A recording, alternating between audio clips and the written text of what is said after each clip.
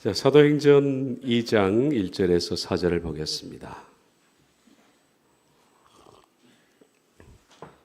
읽겠습니다. 오순절날이 이미 이름에 그들이 다 같이 한 곳에 모였더니 허련히 하늘로부터 급하고 강한 바람 같은 소리가 있어 그들이 앉은 온 집에 가득하며 마치 불의 혀처럼 갈라지는 것들이 그들에게 보여 각 사람 위에 하나씩 이마에 있더니 그들이 다 성령의 충만함을 받고 성령이 말하게 하심을 따라 다른 언어로 말하기를 시작하니라. 아멘. 자, 신사도 운동에 대해서 지난 시간에 이어서 말씀드리겠습니다. 사람들이 이제 신사도 운동을 잘 모릅니다. 그런데 오늘 많은 청년들이 경배와 찬양, 우리 찬양곡도 경배와 찬양입니다만은 경배와 찬양이라는 이름으로 들어왔죠, 한국에.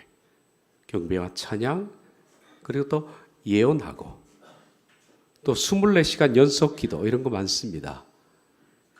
뭐 다니엘 기도, 연속 기도 이런 이름으로 많이 들어왔습니다. 이렇게 미혹하는 정체가 신사도 운동의 경우가 거의 있습니다. 연속 기도, 또 예언, 방언과 또 경배와 찬양이라는 이름으로, 게다가 열린 예배 이런 이름으로 들어온 것들은 거의 의심을 하면 90% 이상이 맞습니다. 신사도 운동은 빈야도 운동에서 출발했습니다. 이 빈야드에서 출발한 것이 그 핵심적인 신학을 가리켜서 늦은비 신학이라 그렇게 말합니다. 아마 많은 교인들이 늦은비 운동에 대해서 들어봤을 겁니다. 근데 그것이 무엇을 의미하는지, 성경적으로 맞는지 그런지도 모르고 무분별하게 늦은비 운동이 참 멋있게 보이고 합당하게 보이기 때문에 미혹을 많이 당한 것 같습니다. 늦은비 운동은 100% 틀린 겁니다. 성경에 없습니다, 그런 게. 이 늦은비 운동이 빈야드 운동의 뿌리고, 그리고 빈야드가 신사도가 됐습니다.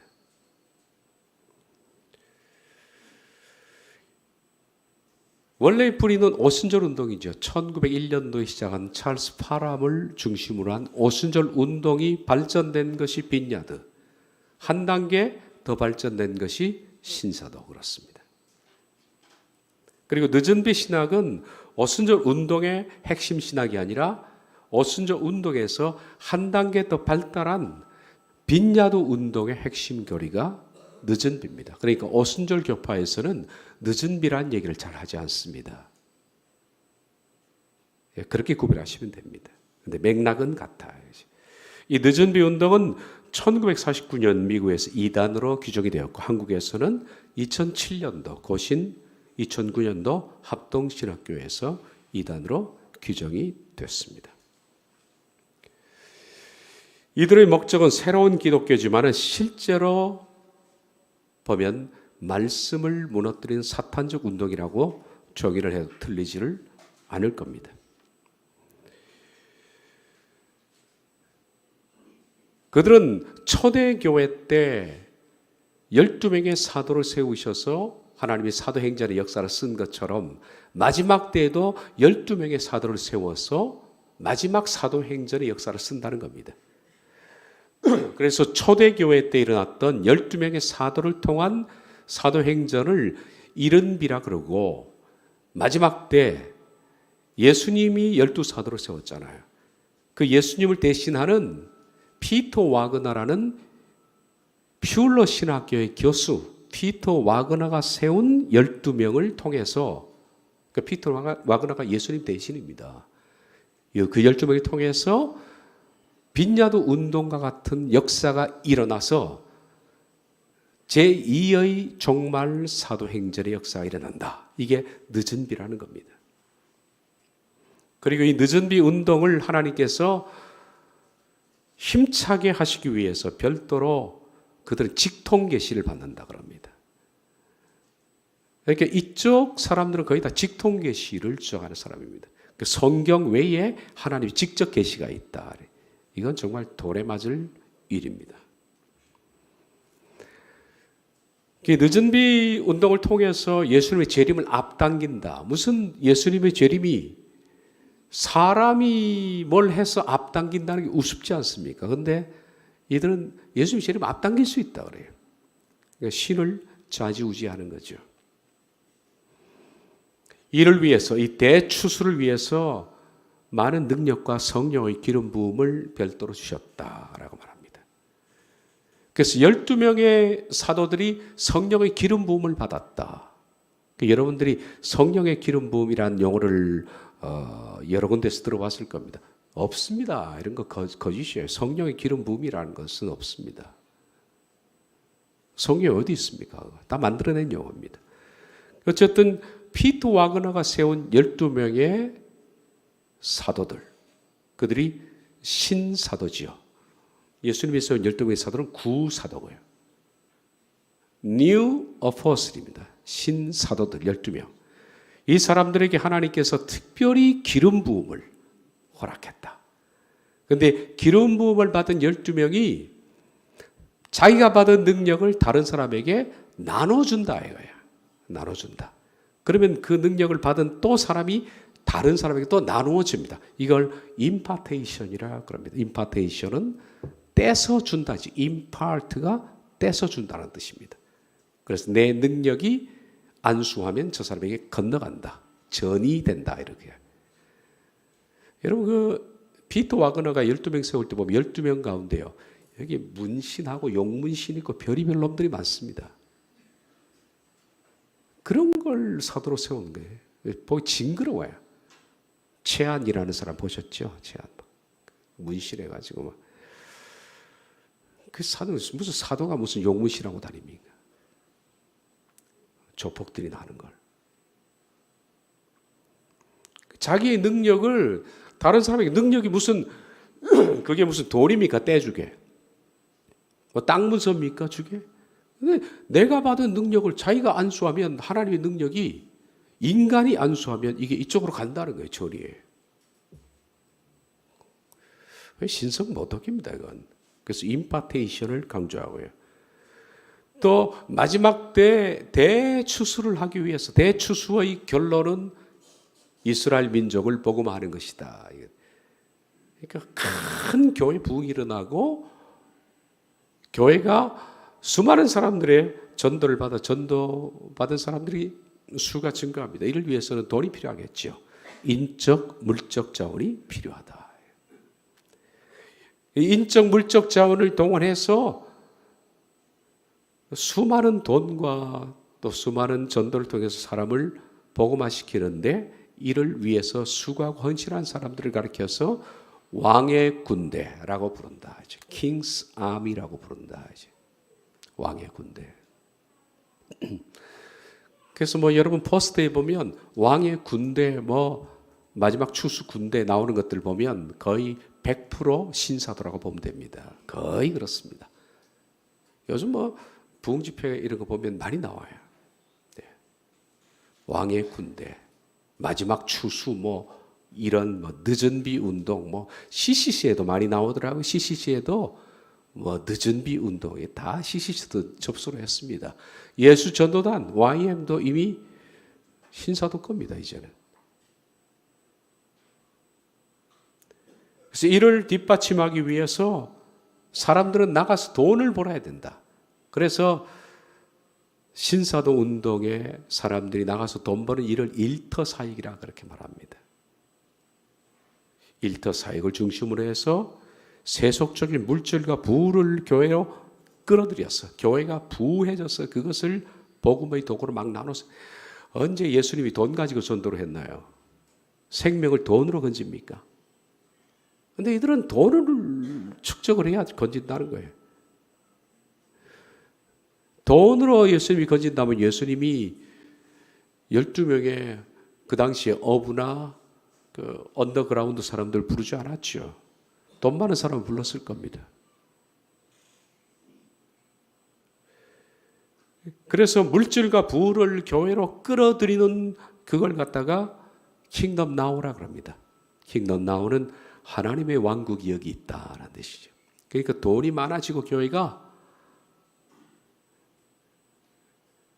사람들이 막 차면 그게 하나님의 나라가 여기 있다. 하나님의 나라가 여기 있다는 우리가 요즘 주기도문 강의를 하지만은 하나님의 나라가 우리 심령을 바꿨을 때 내가 하나님의 친백성의 삶으로 성품이 변화했을 때 그게 킹덤 나오지.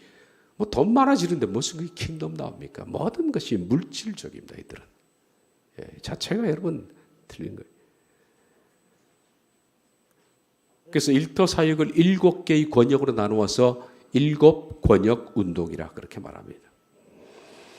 자, 그렇게 해서 세상을 복음화시키고 부를 끌어들이고 사람을 교회를 확장시키고 그래서 오늘의 교회가 신사도를 받아들인 뒤에 어떻게 변했습니까? 액츠 29로 나가잖아요. 그 신사도 운동의 일환이 액츠 29. 사도행전 28장으로 끝나는데 그들은 사도행전 29장을 쓰겠다는 겁니다. 액츠 29 운동에 오늘의 교회 지교회들을 엄청나게 세웠죠. 그래서 그 지교회를 통해서 전도해서 돈을 끌어들이고 사람을 끌어들이고 액츠 29 수많은 돈과 사람을 가지고 최종적으로 예루살렘으로 들어간다. Back to 예루살렘. 그래서 유대인들을 회심시키면 예수님의 재림이 당겨진다. 참 표면적으로 보기는 멋지게 보입니다. 멋지게 보여요. 여러분 봤죠? 뿌리 내는 그 사전의 늦은 비 운동입니다. 미국 개신교 안에서 일어난 초기 오순절 운동. 그러니까 사도행전의 오순절 운동이 말세에 일어나는 그걸 늦은 비 운동이라 한다. 19세기 말과 20세기 초 테네시주와 노스캐롤라이나주에서 시작한 이 운동은 요엘서 2장 3절에 나온 늦은 비라는 말에서 유래한다. 그럼 과연 늦은 비 운동이 있을까? 늦은 비라는 요엘서 2장 3절이 마지막 때 다시 일어날 오순절 성령일까? 그게. 자, 이스라엘에는 이른비하고 늦은비가 있습니다. 10월에 오고 4월에 옵니다. 이른비 때는 파종하고 그리고 씨를 심고 그리고 늦은비 때는 곡식을 걷습니다. 심는 것과 곡식을 걷는 겁니다. 이 두 비가 이스라엘에는 농사의 시작과 끝입니다. 그런데 이것을 오순절파는 어떻게 해석하느냐 하면 이른 비는 이 땅의 교회를 처음으로 심었던 때, 해석은 아주 멋지죠. 그게 오순절 성령 강림입니다. 그때 사람들이 방언을 받고 능력을 받았어. 그렇다. 늦은 비는 마지막 때 예수님이 재림 직전에 예수님이 12명을 세웠듯이 피터 와그너가 12명을 세웠어. 오순절 성령과 같은 그런 성령의 역사를 받아서 방언하고 신유하고 예언하고 능력을 행하면서 교회가 확장되고 이스라엘까지 복음화시키는 운동. 이걸 늦은 비라 그런다. 그들은 늦은 비 운동의 근거로 삼는 것이 요엘서 2장입니다. 요엘서 2장에서 과연 늦은 비가 마지막 때 성령 운동을 말하는 것인가? 그거 찾아보면 되죠. 모든 것의 근원은 성령입니다. 성경에서 말하지 않은 것을 말하면 그건 가짜예요. 요엘서 2장에 보면 뭐가 왕의 군대 이런 단어가 나오니 왕의 군대, 주의 군대. 이 요엘서 2장에서 이 단어를 군대라는 이 용어에서 이걸 붙인 겁니다. 그들이 왕의 군대, 왕의 군대라는 말은 요엘서 2장에 없습니다. 왕의 군대, 주의 군대, 요엘의 군대, 추수 군대, 마지막 추수 군대 이런 용어를 그들이 차용을 해왔는데 이런 용어를 쓰는 사람들이 거의 다 그래요. 거의 다. 그 찬양 가운데 경배와 찬양을 통해서 우리가 열방을 뭐 어쩌고 저쩌고 하는 거 있지 않습니까? 거의 다 이쪽과 직결되어 있습니다. 그들이 잘 쓰는 영어가 열방입니다. 뭐 열방으로 가자 뭐 이런 말을 많이 쓰죠. 이게 다 오늘의 교회의 경배와 찬양의 여파입니다. 그리고 메뚜기 떼가 예루살렘을 습격하듯 주의 군대가 이스라엘을 복음화해야 된다. 메뚜기 떼가 나오거든요. 보고 마야 된다. 이것이 백투 예루살렘. 제가 말씀드렸죠. 아까 오순절 운동, 거기서 빈야드 운동을 발전됐고 빈야드가 신사도가 됐습니다. 오순절 운동은 우리나라에 조영희 목사가 가지고 들어왔습니다. 그 다음 발전된 빈야드는 누가 가지고 들어온 것이 아니라 수많은 목사들이 가서 빈야드를 체험 학습을 했습니다. 제가 이 당시에 강도사 초기 목사 때입니다. 무지하게 많은 동료들이 갔어요. 이거 보러. 제가 만약에 돈이 그때 좀 있었고 교회가 컸으면 저도 갔을 거예요. 근데 비행기 삭시 없이 못 갔죠. 제 친구들 엄청 많이 갔어요. 하나님 감사합니다. 돈이 없어서 못 간 거예요. 가서 배워. 그대로 배워서 한국 교회에 접목을 시키는데 여기저기서 난리가 났었습니다. 토론토 공항교회, 뷰러 신학교. 그 빈야드에서 발전된 게 신사도인데 신사도를 가지고 들어온 게 온누리 교회입니다. 그 오순절은 조영희 목사, 신사도는 하용조 목사, 주범입니다. 사람들은 아직도 분별을 잘 못합니다.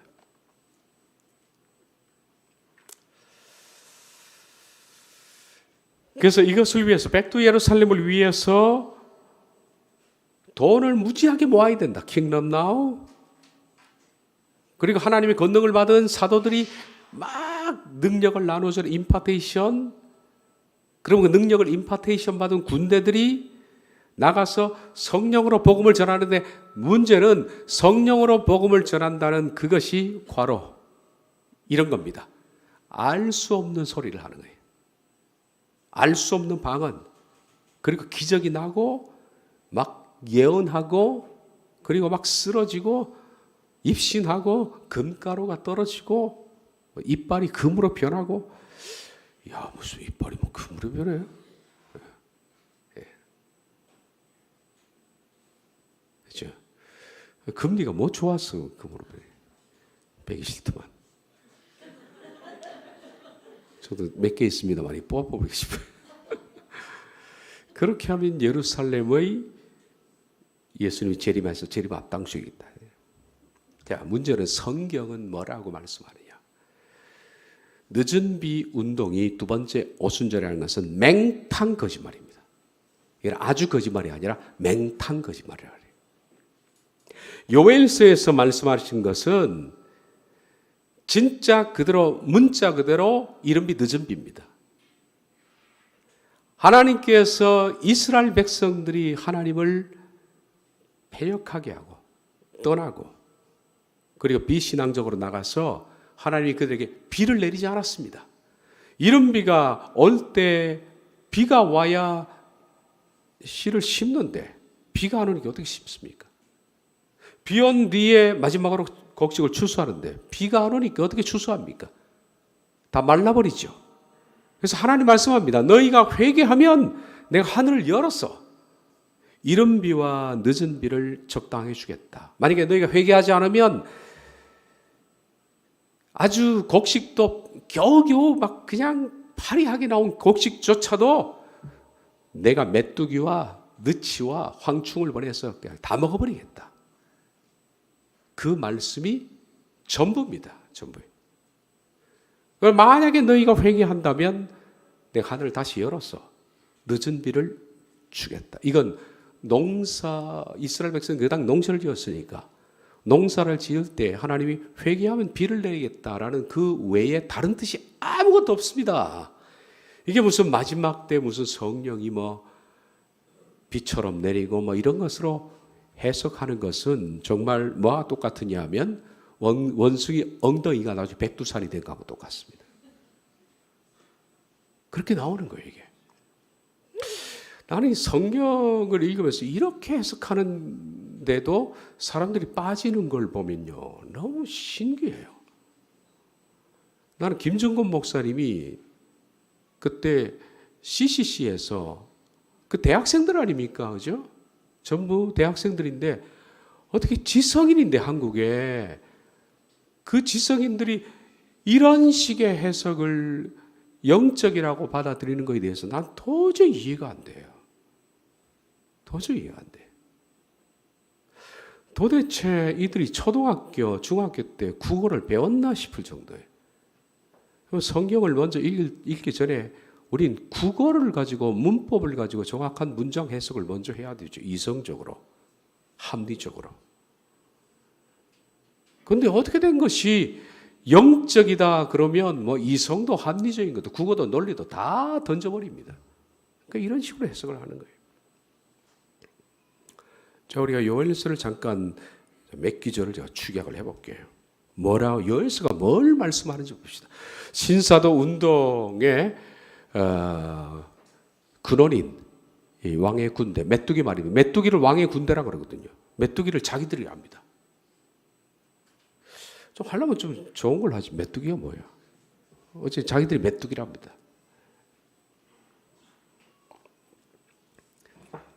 요엘서 1장 2절 사도로 늙은 자들아 너희는 이것을 들을지어다 땅의 모든 주민들아 너희는 귀를 기울지다. 제가 말씀드렸죠? 이스라엘 백성들에게 지금 하나님을 떠난 사람들에게 지금 경고하는 겁니다. 그리고 심판하시겠다는 겁니다. 너희의 날에나 너희 조상들의 날에 이런 일이 있었느냐? 너희는 이 일을 너희 자녀에게 말하고 너희 자녀는 자기 자녀에게 말하고 그 자녀는 후세에 말할 것이니라. 이 말은 이런 일이 세상에 있을 수가 있느냐?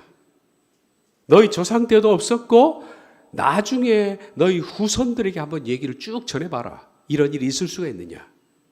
그게 무슨 일이냐면 팥중이가 남긴 것을 메뚜기가 먹고 메뚜기가 남긴 것을 너치가 먹고 너치가 남긴 것이 항충이 먹었다.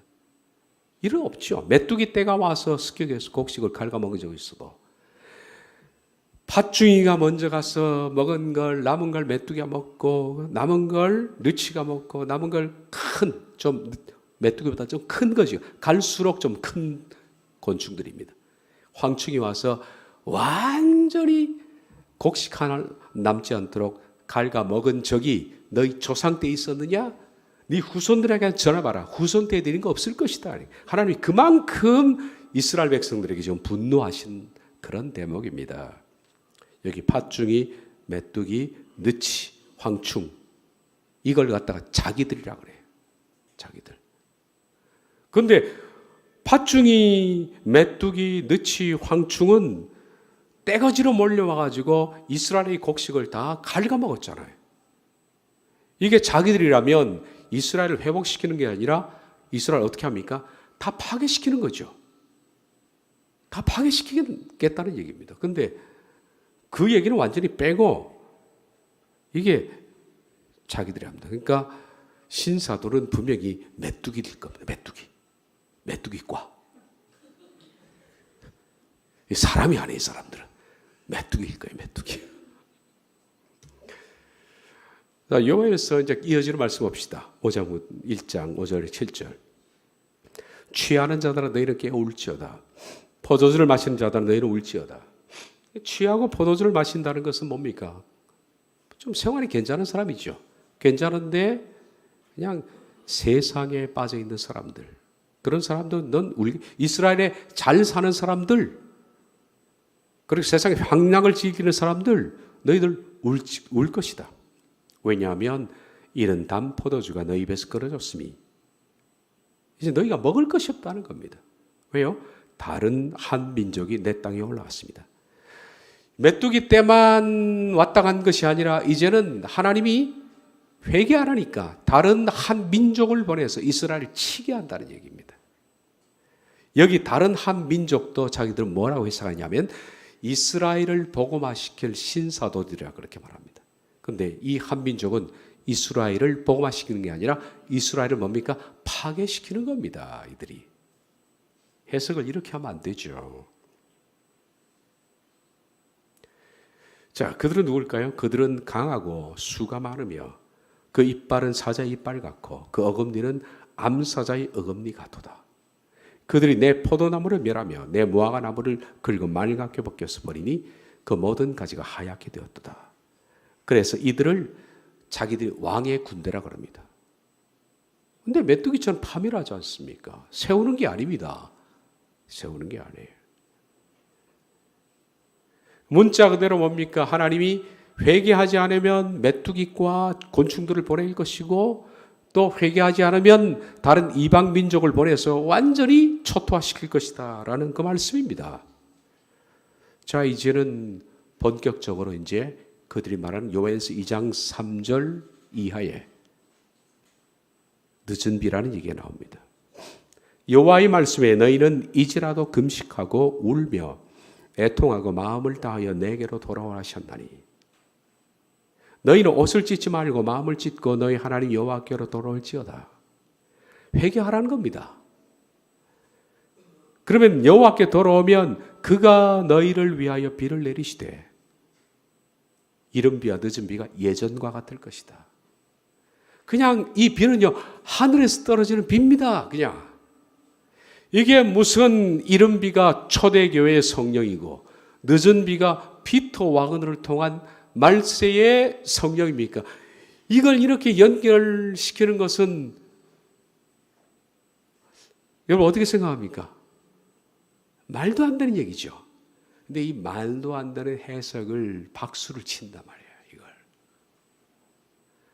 제발 좀 이런 엉터리에 빠지지 마십시오. 여러분.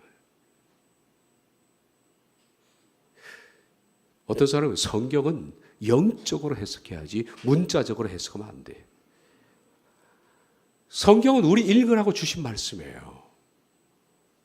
하나님이 우리를 이해시키려고 주신 말씀입니다. 인간의 지성, 논리, 감성, 그리고 지식을 통해서 문장을 가지고 이해를 시키려고 주신 말씀인데 자기 가지고 있는 인간의 이성과 논리를 버리고서 말도 안 되는 것을 영적 해석이라고 그러는 것은 하나님의 의도와 다른 거죠. 논리를 떠난 이성을 떠난 성경 해석은 없습니다. 가짜입니다. 이단들이 그렇게 많이 합니다. 신옥주, 이만희 다 해석 자체가 그렇지 않습니까? 해석 자체가. 이만희 신천지 해석을 보십시오. 다 그런 시간입니까? 그런 시간. 개는 목사래요. 개. 거룩한 것을 개에게 주지 말며 목사는 굶겨 죽여야 된답니다. 목사. 왜 개가 목사입니까? 여기서. 그럼 저는 푸들입니까? 세퍼트입니까? 목사는 개래요, 무조건. 거기서 말하는 개는 뒤에 찢어 상할까 하노라 그죠? 복음의 진수를 모르고 복음을 공격하는 사람을 가리켜서 개라고 부른 거지. 왜 개가 목사가 됩니까? 해석이 이런 식이에요. 근데 왜 그런 해석에 박수를 치느냐고요. 예? 왜 안상홍 같은 그런데 박수를 치느냐고요. 이게 사람이 종교 안으로 들어오면요. 학벌이고 뭐고 다 바보가 되는 것 같아요. 보니까. 성경을 모르니까 초등학교밖에 안 나온 목사가 예를 들어서 무식한 성경을 해서 영적이라 그러면 박사를 받은 교인이 아멘 그럽니다. 그 머리 다 어디에 두고 왔을까 도대체. 제가 얘기를 했잖아요. 우리나라에 법원장까지 지낸 분이 장로님인데 어느 날 제게 설교를 듣고 목사님 이게 무슨 뜻인지 좀 가르쳐주세요 하고 성경을 들고 왔는데 제가 그분 때문에 국회에 가서 설교도 한 적이 있습니다. 법원장을 했으니까. 국회의장도. 근데 그렇게 23살에 영감님이 됐어요. 그분이. 23살에 사실을 통과해가지고 참 똑똑한 분이에요. 성경 해석 좀 해주십시오. 갖고 왔는데 제가 너무너무 절망을 했어요. 이건 초등학생도 해석할 수 있는 걸 이분이 이게 해석이 안 되나. 순복음교회 장로님인데요. 그걸 보면서 참 한국교회가 영적 해석이라는 포장지로 사람을 바보 만들었구나. 이게.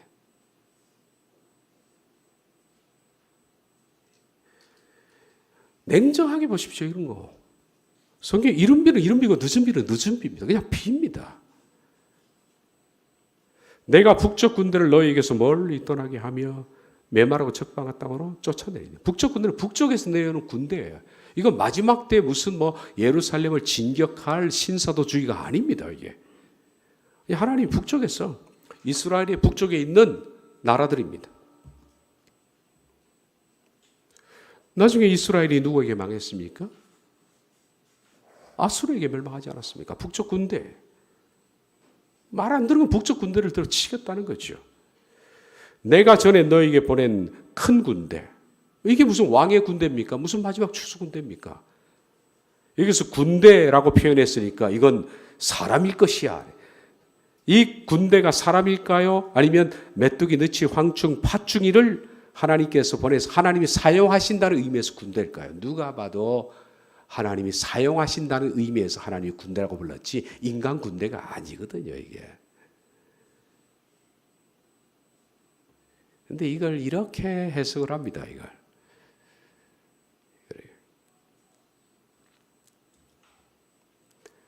이 하나님은 초대교회처럼 늦은 비 마지막 시대 운동을 위해서 12사도를 세웠다.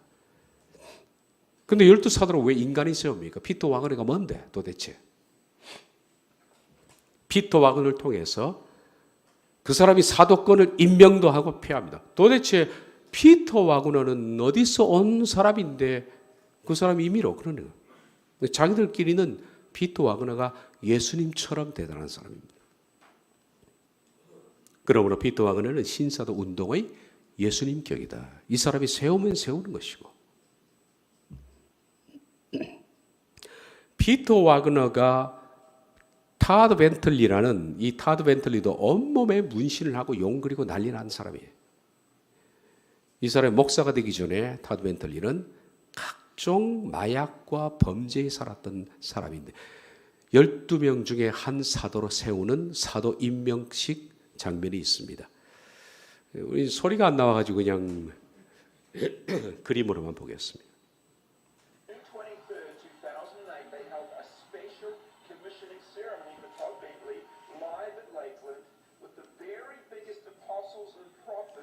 이 사람이 피터 와그너입니다.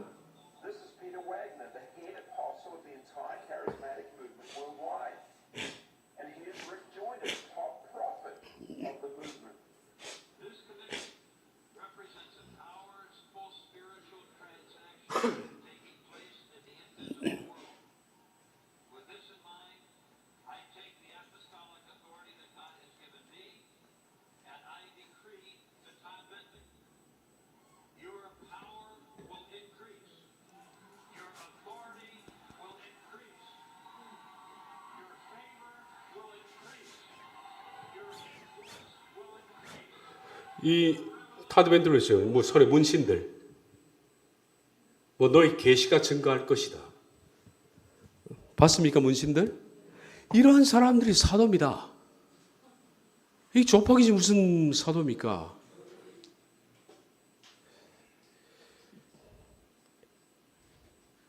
봤으니까 넘어가야겠죠. 성령의 기름 부으심, 이건 신사도들이 주로 쓰는 단어입니다. 성령께서 기적과 능력으로 임하심을 의미하는데 성령의 기름 부음이 임하면 방언 기도가 터지고 그리고 너무 기뻐서 막 뒹굴고 웃는답니다. 웃음 예배. 깔깔거리고 웃고 예배에 예를 들어서 우리가 예배 드리는데 여기서 한 사람이 너무 은혜를 받았다고 막 뒹굴고 막 기어다니고 막 멍멍거리고 그러면 그게 은혜 받은 겁니까? 그게? 정신병원에 가야죠. 그 막 예언합니다. 그래서 당신은 뭐 내일 어떻게 누구를 만날 것이고 사업이 잘 될 것이고 뭐 어쩌고 저쩌고 뭐 병이 나을 것이고 막 예언합니다. 맞든지 말든지 뭐 예언 가운데 99%는 거의 안 맞습니다. 그러다 어저께 하나 맞으면 막 난리가 나고요. 99% 안 맞아요. 성경은 예언 중에 딱 하나만 안 맞아도 돌들어 죽이라고 그러죠. 신명기 11장에. 그리고 막 금가루가 내려오고 막 쓰러지고 보석 떨어지고 막 신유하고 난리 납니다. 성령의 기름 부음의 외적 현상이 이렇다라는 겁니다. 그러나 성경은 성령의 기름 부음을 말하신 적이 없습니다. 구약 성경은 성령의 기름 부음, 성령의 기름 부음이 아니라요. 기름 부음은 왕 선지자 제사장에게 기름을 부어서 세웠습니다. 성령의 기름 부음은 없습니다. 구약 성경에는 왕과 선지자와 제사장에게 기름을 부어서 그들을 직분을 주는 예식이 있었습니다. 그러므로 기름 부음으로 자신 속에 왕, 선지자, 제사장의 존재로 합당한 삶을 살라는 요청일 뿐이다. 그런데 기름 부음이 임하면 무슨 웃고 나 뒹굴고 멍멍거리고 기어다니고 벤처럼 날랑거리고 랄랄라 거리고 말입니다. 이런 거 합니까? 기름 부음이 임한 그들의 현장을 한번 볼까요?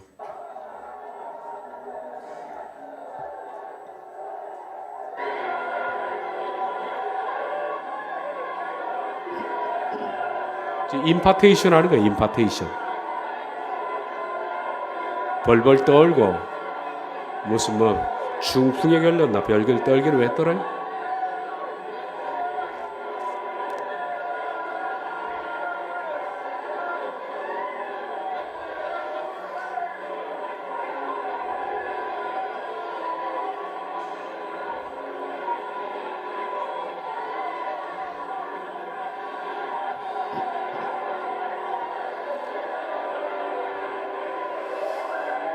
고린도 교회하고 똑같습니다. 제가 보니 고린도 교회. 장풍은 또 대단하죠. 이 중간에 여자는 안 쓰러졌네. 센 여자가 또 있네요. 막 뒹굴고 막 이게 우리나라 기도원입니다. 이게. 이건 체육관에 집회했던 건가 보네.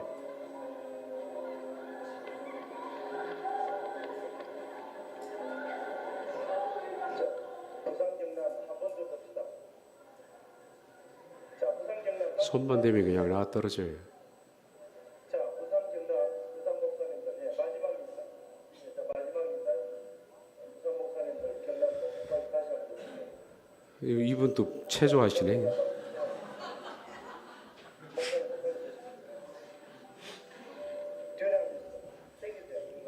또 일렬로 서요. 또 한 번 더 장풍을 맞으려고.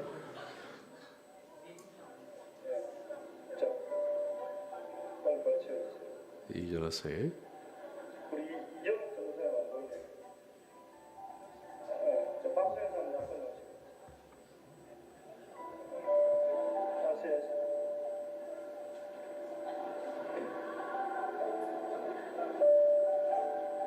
나오셨네요.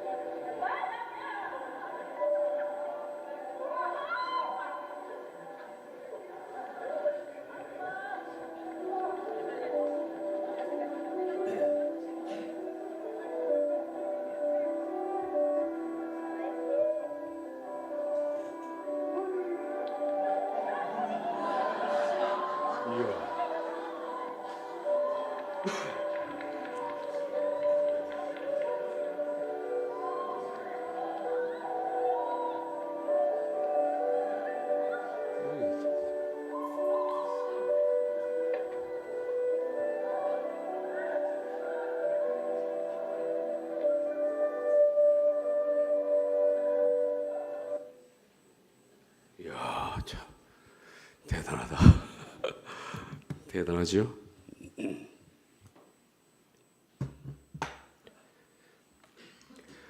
자, 임파테이션 능력을 나눠주는 것인데 무슨 성령이 물질입니까? 하나님을 지 마음대로 인간 마음대로 주고 싶은 사람이 주는 거예요. 이것이야말로 하나님을 물질적이고 피조물 취급하는 신성 모독이라 할 수 있다. 성령님은 자유로 움직이시는 분입니다. 바람이 임의로 불되 네가 어디서부터 왔다 어디로 가는지 모르는 것처럼 성령은 그러하다 그랬어요. 사람의 뜻과 선포에 따라서 우리 이 아무것도 아닌 피조물의 명령에 따라서 성령님이 이만큼 전이 되고 가는 것은 그 악령이라 그렇게 하는 거지. 그건 맞지 않아요. 임파테이션 자체가 그렇습니다. 왕의 군대, 추수군대, 마지막 군대 이들이 마지막 시대에 인적, 물적 자원을 동원할 수 있는 특권을 가진 자들, 이들은 마음대로 물질을 쓸 수 있는 사람들, 여기에 신사도 운동의 매력이 있다. 이제. 돈을 마음대로 끌어쓸 수 있으니까. 그 신사도 운동가들이 돈이 많습니다. 그래서 우리가 그리고 해외에서 많이 듣죠. 목사가 경비행기 뭐 이런 거 사고 말입니다. 수백억짜리 집에 살고. 다드멘트리가 엄청 잘 살거든 이 사람들. 예. 이게 이런 뭐 한번 왔다가 쓰러지면 사람들이 이거 체험한 사람들이 막 주머니에서 돈이 나와요. 설교는 1000번에도 안 나오는데 이건 한 번만 쓰러지면 나옵니다. 그러니까 권력과 부가 따르는 거예요. 이게 번영주의하고 손잡는 거죠. 성경에 어디 번영주의가 있습니까? 무슨 물질을 끌어들여서 그 물질 가지고 세상을 정복하라 하신 적이 있습니까?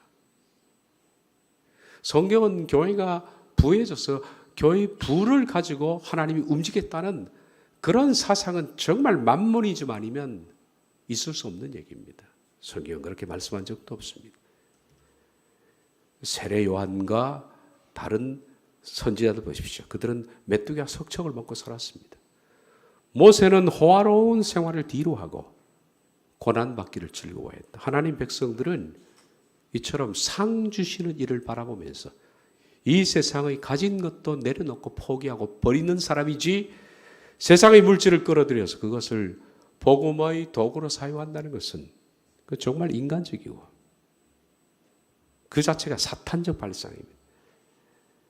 성경은 언제나 물질을 사랑하지 말라 하셨고 세상에 속한 것을 사랑하지 말라, 육신의 소욕을 따르지 말라, 그리고 십자가를 치라고 명하셨어요.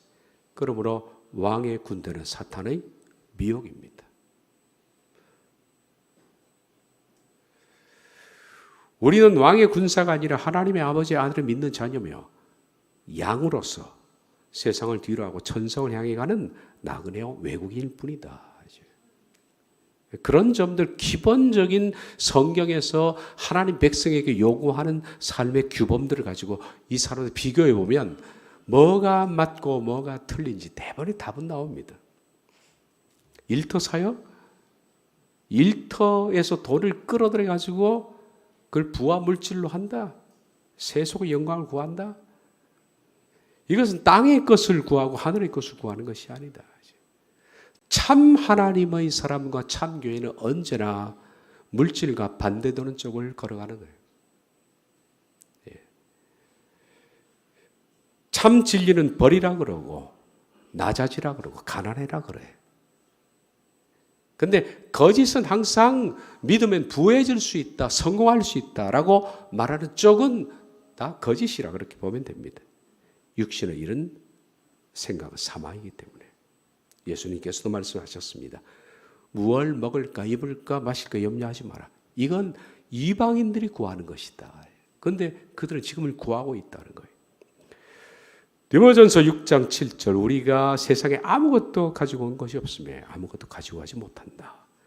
먹을 것과 입을 것이 있으면 족한 줄로 알 것이다. 족하게 여겨야 돼요, 이거. 그죠?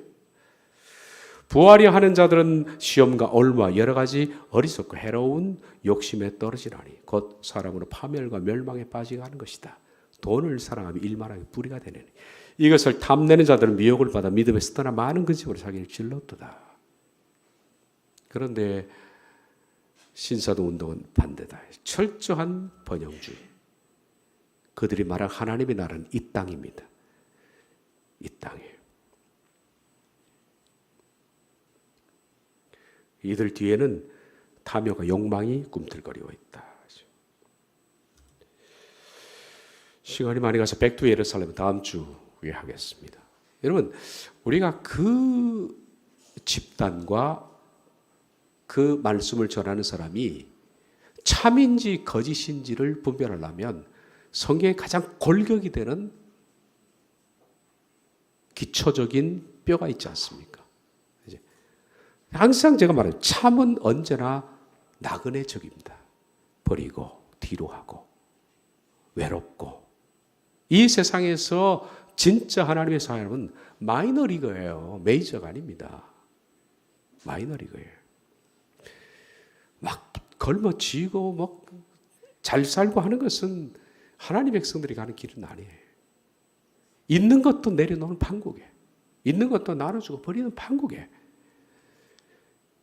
기도해서 물질과 부와 명예를 끌어들인다는 그 자체, 그 발상, 이 자체가 사탄적이며 영혼을 침륜에 빠뜨리는 것이다. 신사도와 번영주의는 손을 잡았습니다. 이미 오순절 운동을 통해서 한국교회가 한 차례 뒤집어졌습니다. 조영기 목사의 거대한 맘모스 교회처럼 조그마한 개척교회 목사도 그렇게 할 수 있다. 조영기 목사가 늘 할 수 있습니다 그러잖아요. 그처럼 할 수 있다라고 생각해서 그렇게 거대한 맘모스 교회를 이룬 것이 꿈입니다. 지금도 신학교에 문을 들이는 신학생들이 들어가면서 정말 그런 큰 교회를 목회하는 것이 꿈인 때가 많습니다. 많은 사람들이 그런 마음을 가지고 신학교를 두드립니다. 나도 크게 될 수 있어. 그렇게. 한때 저도 그런 줄 알았습니다. 그게 복음인 줄 알았어요. 그런데 참 진리는 그게 아니죠. 버리는 것이고 내려놓는 것이고 스스로 가난하게 되는 것이고 나그네로 사는 것이고 외국인으로 사는 것입니다. 이 잣대에 딱 되면 참인지 거짓인지 답이 나온다. 그리고 다음 시간에 제가 말씀드리겠습니다. 항상 하나님의 은혜의 역사는 가장 냉철하고 이성적이고 논리적이고 그리고 모든 것이 보편적입니다. 이성과 논리를 떠나서 초이성, 사람들 보기에 저거 미친 거 아니야 할 정도의 그런 행동과 말은 하나님의 성령님이 원하시는 거예요. 왜냐하면 하나님은 가장 인격적인 분이기 때문에 은혜를 받는다는 것은 가장 하나님이 사람을 인격적으로 만드는 거예요. 우리가 은혜 받고 결과가 뭐냐? 가장 성품이 아름다운 그리고 바르게 판단하고 그리고 냉철히 판단하고 하는 이성적인 사람을 만드는 것이 은혜 받는 것이지 이성이 둔해지게 만드는 것은 사탄의 역사다. 그래서 기억해야 합니다. 다음 시간에 백투 예루살렘에 대해서 말씀을 드리겠습니다. 기도하겠습니다.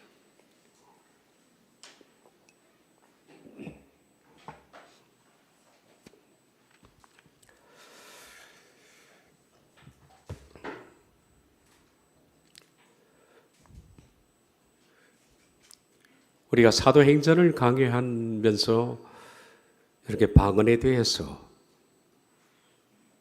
또 은사주의 운동에 대해서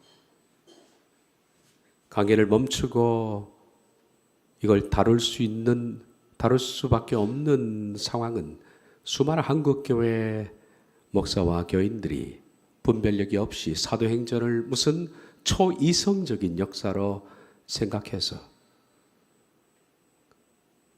넘어지고 쓰러지고 이성을 잃고 무슨 환상을 보고 예언을 하는 그런 것들의 리바이벌로